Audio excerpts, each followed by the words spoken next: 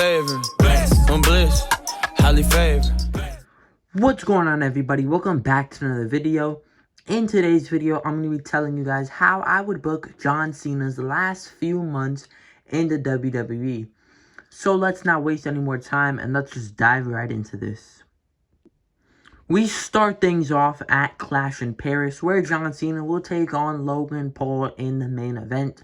This is his next scheduled appearance. I'm not sure if he will be on SmackDown, but I think he'll just miss SmackDown and go over to Clash in Paris.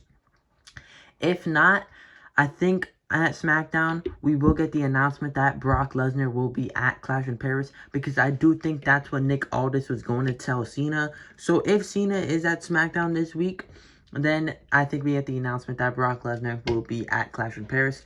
If not, then I still think Brock will be at Clash in Paris. It'll just be a surprise. So yeah, I think Cena wins, but after the match, we see Brock Lesnar come out, just because this is the main event, and it's not that big of a match to be the main event, in my opinion. So I think we need that big moment at the end, and I think Brock Lesnar will get the job done.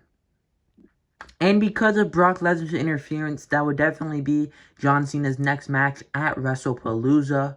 John Cena versus Brock Lesnar. You can do whatever in the week leading up. You can have Brock Lesnar come out and attack Cena, have Cena cut a promo. It really doesn't matter. It's all building up to the big match at WrestlePalooza. And I think we see Brock Lesnar win. Brock Lesnar has been gone for a while, and it's his first match back. And if they want to take him serious and have him in the long term for WWE, I think he has to win this match. And John Cena can take a loss. It's not that big of a deal. He just beat Logan Paul, so it kind of balances things out. So for this match, Brock Lesnar will definitely go over. After taking a big loss like that, Cena realizes that he needs to switch things up. So he moves over to the Raw brand. The Raw after WrestlePalooza, Cena will announce that from now on and the final 3 months of his retirement tour, he will be on Monday Night Raw. In that promo, I think we see Seth Rollins come out just to let Cena know that it's his show now. He is the World Heavyweight Champion. So Seth will come out. He'll come out with Braun Breaker and Bronson Reed. And I think at the end of it, Seth will be walking away. Cena turns around and gets hit with a massive spear from Braun Breaker, who will be the then World Tag Team Champion. And that spear will be set up a match for Clash in Paris, Crown Jewel, where John Cena will take on Braun Breaker. I know a lot of people were saying Braun Breaker should be Cena's last match.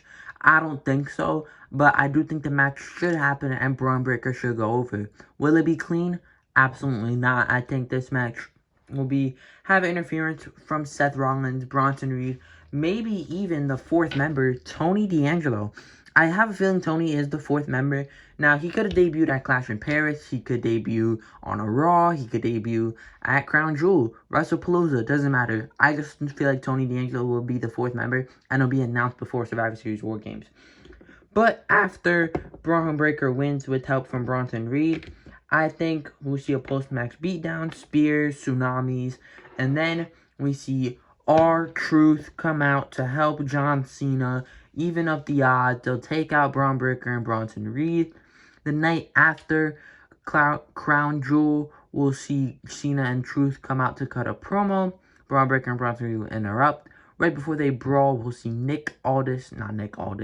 Adam Pearce come out to announce that the main event of the Raw after Crown Jewel will be Braun Breaker and Bronson Reed taking on John Cena and R-Truth for the World Tag Team Championships, in which Cena and Truth win. With help, of course, because you know Seth Rollins and Tony D'Angelo would come out and try and interfere. So probably help from CM Punk or Jey Uso, maybe both. But I think we see Cena and Truth capture those tag team championships. I think it's something, it doesn't need to happen, but it'll be pretty cool to see. And I feel like if they do it this way, it won't be too goofy. It'll be almost kind of serious. After that, we have Survivor Series, which is the next pay-per-view after Crown Jewel. Obviously, the match that they're building up to for Survivor Series is the team of Seth Rollins' faction versus, I guess, Roman Reigns' team or CM Punk. But the team would be Roman Reigns, CM Punk, LA Knight, and Jey Uso. they can fit all in frame. With Seth Rollins' team being Braun Breaker, Tony D'Angelo, and Big Bronson Reed. So that's the War Games match. I feel like that's clearly what they're building up to. But as you know, they made it a big deal last year that War Games has to be 5-on-5. So both teams need a 5th member. I think Seth's 5th member would be Gunther returning. I think he'll probably attack CM Punk. Whether he returns to be Seth's 5th member or he returns regularly, I think when he returns, he will attack CM Punk because that's who beat him for the World Heavyweight Championship. And he does have a lot of history with Jey Uso, so I think that works out.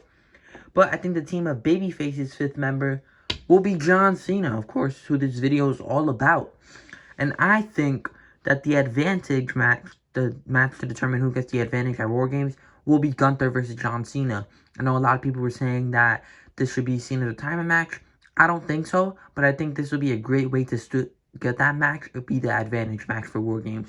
I think Gunther would get the win with interference, of course. So that way Cena doesn't look weak. But yeah, this would be our War Games match right here. Cena's team, Roman Reigns, Punk, LA, and Jay, versus Seth's team with Gunther, Braun Breaker, Tony D'Angelo, and Bronson Reed. I think it'll be a fun match. I think we see Seth's team win with Seth pinning John Cena for sure. Just to get that little revenge on Cena. I know Seth doesn't need revenge, but just so that they can have an interaction because I don't think they're going to have a one-on-one match. So at War Games, Seth's team will pin Cena. You know what? Scratch that. Seth Rollins does not need to pin John Cena. Instead, I think we have Bronson Reed pin John Cena. So that way, the Raw after War Games, we see Bronson Reed and Braun Breaker team up to take on Truth and Cena to try and get their tag titles back, and they would win. Just because, again, Seth Rollins is already established, so he doesn't need to be put over by Cena, but Braun Breaker already would have pinned Cena at Crown Jewel, and Gunther would have already pinned Cena for the advantage match. And between Tony and Bronson Reed, I think Bronson Reed should be put over by Cena. Pinning him at War Games, Bronson Reed could do like a tsunami off the cage and pin Cena at War Games, and then they can get their Raw Tag title match. After War Games, Cena will come out. The Raw after War Games, so the second Raw after War Games, you'll probably see Cena come out, cut a promo, because we'll probably be in December by this point. If not, we'll be at the end of November, close to Cena's last month as an active competitor. And I think he'll call out who his final opponent will be. And I think it'll be AJ Styles, the Intercontinental Champion at the time, because I think AJ is beating Dom at the Raw after Clash in Paris.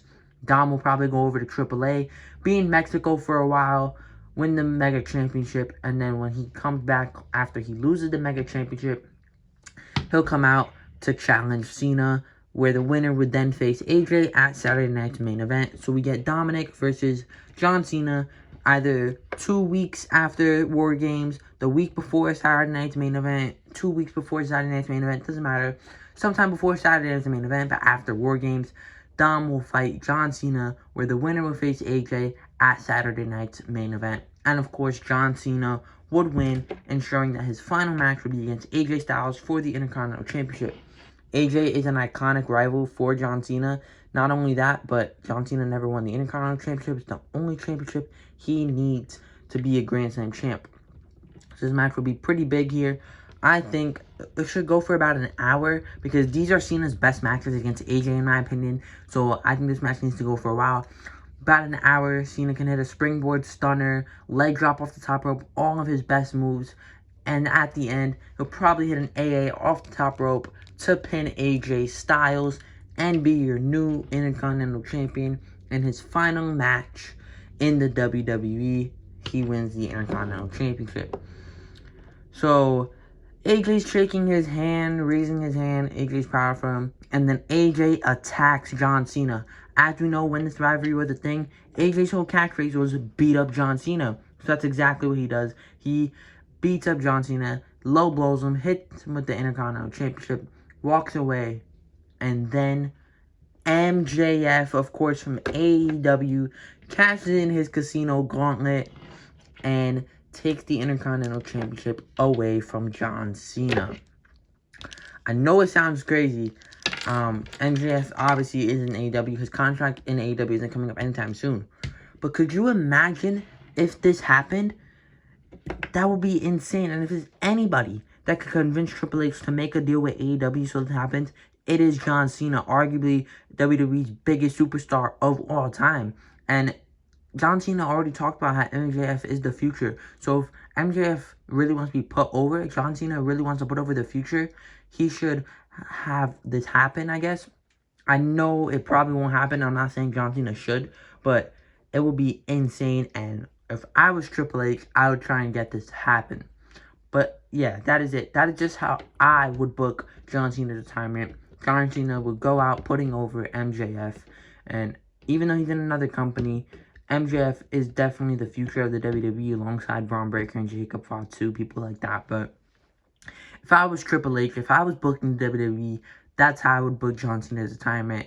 Even excluding the part with MJF, that was just something fun that I thought about that I could throw in there. But even excluding that, with the AJ Styles and John Cena winning the Intercontinental Championship and the R-Truth, that's how I would book John Cena's retirement, whether or not MJF is involved. But that is going to do it for this video. Let me know your thoughts down below. If you guys think this would be a good send-off for John Cena, how you would book Cena's retirement, and what match you're hoping to see Cena have. But yeah, that's it. Please like and subscribe, and I will see you guys in the next video. I'm bliss, highly favored. Bless. I'm bliss, highly favored. Bless.